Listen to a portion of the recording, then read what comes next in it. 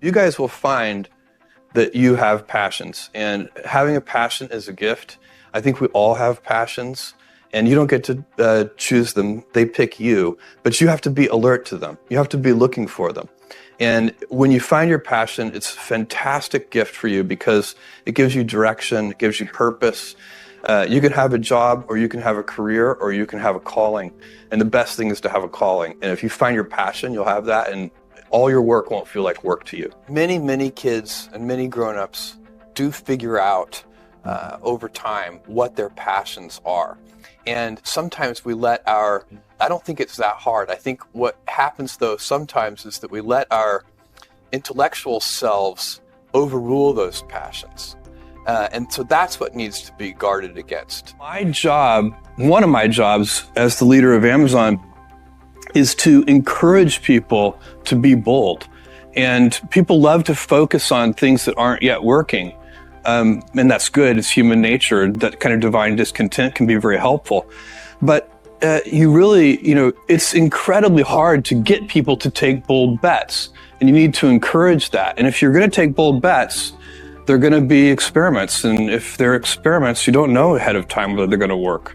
Experiments are by their very nature prone to failure. But a few big successes compensate for dozens and dozens of things that didn't work.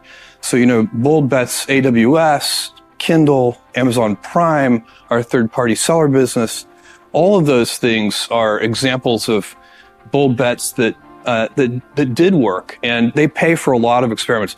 I've made billions of dollars of failures at Amazon.com, literally billions of dollars of failures. And, you might remember Pets.com or Cosmo, or, give myself a root canal with no anesthesia very easily. None of those things are fun, but they don't matter. What really matters is companies that don't continue to experiment, companies that don't embrace failure. They eventually get in a desperate position where the only thing they can do is make a kind of Hail Mary bet at the very end of their corporate existence. Whereas companies that are, making bets all along, even, big bets, but not bet the company bets. I don't believe in bet the company bets.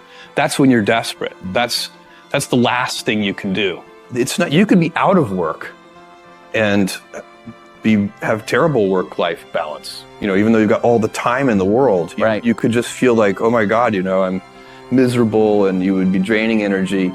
And so you have to find that harmony. It's a much better word. And I think for most people, it's about meaning. People want to know that they're doing something interesting and useful. And for us, because of the challenges that we have chosen for ourselves, we get to work in the future, and it's super fun to work in the future for the right kind of person. You need to be nimble and robust. So you need to be able to take a punch, and you also need to be quick and innovative and doing new things at a high speed. That's the best defense against the future. And you have to always be leaning into the future. If you're leaning away from the future is going to win every time. Never, ever, ever lean away from the future. We all have adversity in our lives. I doubt if you really, if you know somebody, any friend or anybody that you talk to, there's no lack of adversity. And by the way, that's good, because it's what teaches us how to get back up. You fall down, you get back up. It always happens. And, you get certain gifts in life, and you want to take advantage of those. But I guess my advice on adversity and success would be to be proud not of your gifts, but of your hard work and your choices. So, you may be, the kinds of gifts you get in life, you might be really good at math. It might be really easy for you. That's a kind of gift. But practicing that math and taking it to the next step, that could be very challenging and hard, and take a lot of sweat. That's a choice. You can't really be proud of your gifts because they were given to you. You can be grateful for them and thankful for them. But your choices you choose to work hard. You choose to do hard things. Those are choices that you can be proud of. Being an inventor requires, because the world is so complicated, you have to be a domain expert. I mean, in a way, even if you're not at the beginning, you have to learn enough so that you become a domain expert. But the danger is once you become a domain expert, you can be trapped by that knowledge. And so inventors have this paradoxical ability to have that, 10,000 hours of practice and be a real domain expert and have that beginner's mind. Have that look at it freshly, even though they know so much about the domain. And that's the key to inventing. You have to have both. And I think that is intentional. I think all of us have that inside of us, and we can all do it, but you have to be intentional about it. You have to say, yeah, I am going to become an expert, and I'm going to keep my beginner's mind.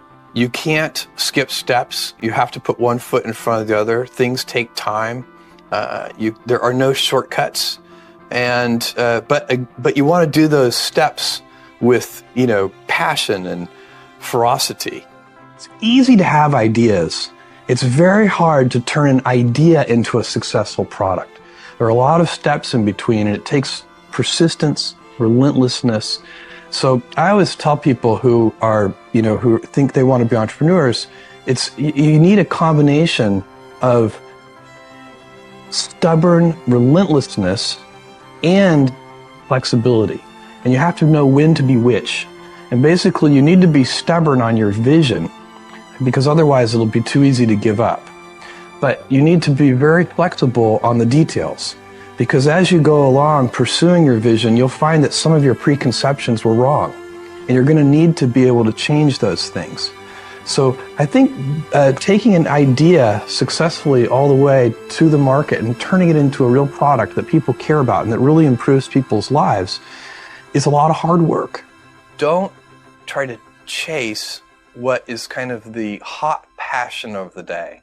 I think we actually saw this. I think you see it all over the place in many different contexts, but I think we saw it in the internet world quite a bit, where at the sort of peak of the sort of internet mania in, say, 1999, you found people who were very passionate about something. They kind of left that job and decided, I'm going to do something in the internet, because it's it was almost like the 1849 gold rush in a way. I mean, you find that people, if you go back and study the history of the 1849 gold rush, you find that at that time, everybody who was within shouting distance of California was, they might have been a doctor, but they quit being a doctor and they started panning for gold. And that almost never works.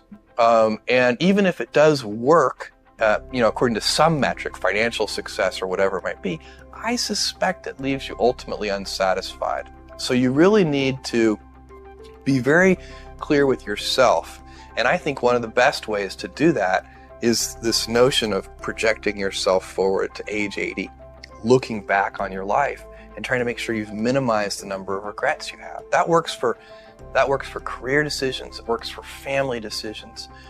Do you want? I have a 14-month-old son, and it's very easy for me to, if I think about myself when I'm 80, I know I want to watch that little guy grow up.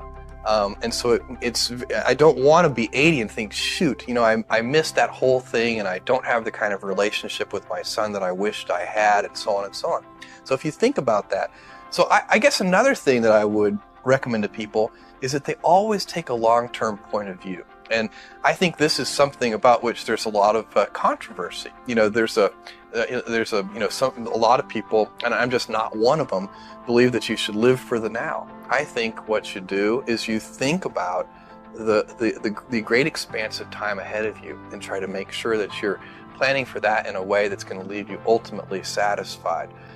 So this is just this is the way it works for me. And I mean, everybody needs to find that for themselves.